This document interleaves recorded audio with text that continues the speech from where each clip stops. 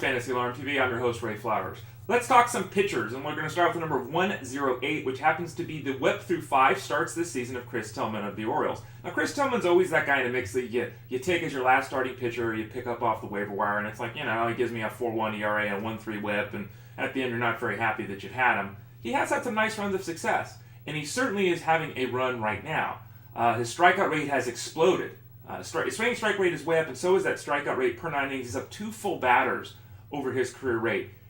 Can't say that's a sustainable pace, but it's intriguing, especially considering that he's looked really good to this point. His strikeout to walk ratio has gone from 2-1 in his career to 3-0 this season. I think it's a sample size issue, but we have seen him have stretches again of success. So you can ride Chris Tillman, but it might be wise to kick the tires of the old trade train with him. Not very likely we're seeing a breakout performance at this point of his career. Next number is 1.49. Now this is an exciting number, and it happens to be the number that Jose Quintana has posted over his last 10 starts. 10 starts with a 1.49 ERA. Now, he's never won 10 ball games, which I think is the reason everyone kind of overlooked him a little bit for the last couple of seasons, except for those of you at Fantasy Alarm, because obviously in the Fantasy Alarm draft guide each of the last couple of years, I've talked very highly of Jose Quintana and said, hey, this is the guy you want.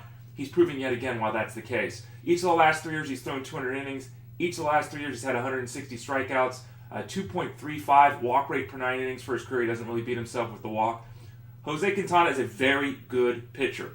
All he needs is the wins to prove to people the fact he's good. If he wins 15 games, everyone will be talking about him, even if he pitches the same as he's pitched the last 3 years when he's been winning 9 ball games.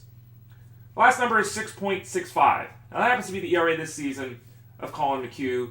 Oof. McHugh won 19 games last year. Lots of excitement in the fantasy game as the Astros righty pitched very well. He isn't in the early going this year.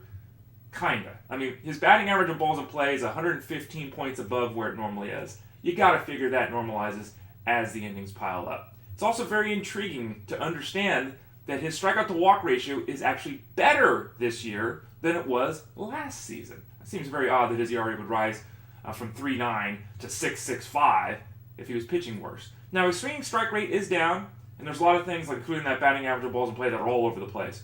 In a 10-team league, you don't need to wait for McHugh. In a 12-team league, it depends where you can go. I mean, if you can add Berrios or Minaya, one of these youngsters, okay. In a 15-team mixed league, and in AL only, you got to hold on to McHugh. Give him a little bit more time. There still is a solid pitcher hanging out underneath the peripheral numbers that suggest things have been really, really bad to start the 2016 season.